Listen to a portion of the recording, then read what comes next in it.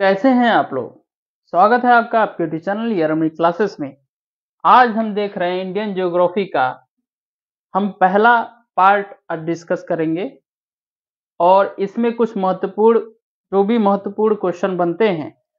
वैसे नॉर्मल जो क्वेश्चन होते हैं वो तो बेसिक सारे यूट्यूब चैनल पे पढ़ाया गया है, लेकिन इसमें कुछ आपको खास मिलेगा जो कि आजकल यूपीपीएससी और यूपीएससी जिस तरह से जिसका क्वेश्चन पूछने का ट्रेंड है उस हिसाब से मैंने इसको डिजाइन किया है। तो चलिए पहले हम फिजियोग्राफी देखेंगे, भौतिक उसका भूगोल देखेंगे, इंडिया का पहले स्टार्ट करेंगे। तो पहले हम देखते हैं जो कॉन्टिनेंट, जो अपना कॉन्टिनेंट है उसमें से जो इंडिया में जो भी प्रो कॉन्टिनेंट यानी कि इसमें से जो डिवीजन हुआ है इसको हम देख रहे हैं। तो इस क्षेत्र को, इंडिया के इस क्षेत्र को अरावली रेंज बोलते हैं। अरावली जो है ये पार्ट है अरावली का पूरा, और ये इसको सिंहभूम बोलते हैं, और ये धारवाड़ है। धारवाड़ का आपने नाम सुना होगा। तो ये अलग अलग टाइम पे बना है, ये ईस्टर्न घाट है और ये वेस्टर्न घाट है। तो इसमें से जो ये अरावली है, विंध्या है, ईस्टर्न घाट है, बिजावल और सतपुरा, ये प्रोटो कॉन्टिनेंट बोले जाते हैं। और ये जो आपका वेस्टर्न घाट है ये टर्सरी टाइम में बना था। एक ये भी क्वेश्चन पूछा जाता है कि ये अरावली है, विंध्या, ईस्टर्न घाट, बिजावल या सतपुरा, ये किस टाइम में है। तो ये प्री कैम्ब्रियन काल में जो है, एरा में ये बना है। इसमें कुछ मुख्य बातें और ध्यान देते हैं। देखिए, अगर हम इसके जो जियोग्राफी है अपने भारत की, अक्षांशीय और देशांतरी विस्तार जिसको बोलते हैं, इसमें इस जो लैटिट्यूड होता है, जैसे कि ये लाइन होती है, पैरेलल लाइन होती है, इसको क्या बोलते हैं, इसको अक्षांशीय रेखा बोलते हैं। और जो लंबवत होती है इसको कौन सी रेखा बोलते हैं, देशांतर रेखा।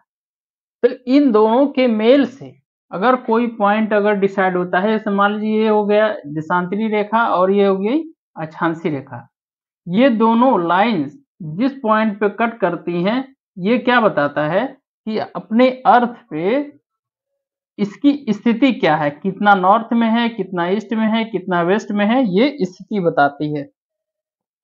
तो अपने देश की जो कि एक देशांतर रेखा, जो मानक समय रेखा जिसको बोलते हैं, जिससे हमारे भारत का टाइम डिसाइड होता है, वो हमारे देश के 82.5 डिग्री पे देशांतर पे ईस्ट में जो है ये गुजरता है, जो कि इलाहाबाद का नैनी एक जगह है वहां से गुजरता है।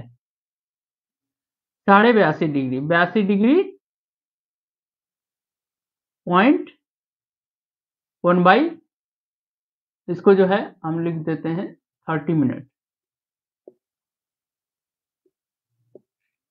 इतना जो है ये अपने देश का समय निर्धारित करता है। ये जो है 82.5 डिग्री 30 मिनट। ये 82.5 डिग्री 30 मिनट क्यों है, 82.5 डिग्री या 82 और 30 मिनट क्यों है, क्योंकि जो ग्रीन मिस टाइम है, जहां 0 डिग्री देशांतर रेखा है, वहां से ईस्ट में, ये ईस्ट इसको बोलते हैं, इसके ईस्ट में अपना इंडिया पड़ता है, इसलिए इसको 82.5 डिग्री ईस्ट बोलते हैं। ग्रीन मिस टाइम 0 डिग्री का है, और वही जो है टाइम डिसाइड करता है कि वो देश ईस्ट में है या वेस्ट में है। वहां से ये 82 डिग्री के हिसाब से हम टाइम डिसाइड करते हैं। अब हम देख रहे हैं हिमालय के बारे में।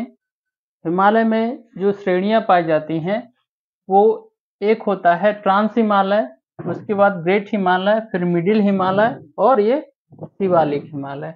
मिडिल हिमालय को ही लघु हिमालय भी बोलते हैं, हिमाचल भी बोलते हैं, और ग्रेट हिमालय को महान हिमालय हिंदी में बोलते हैं।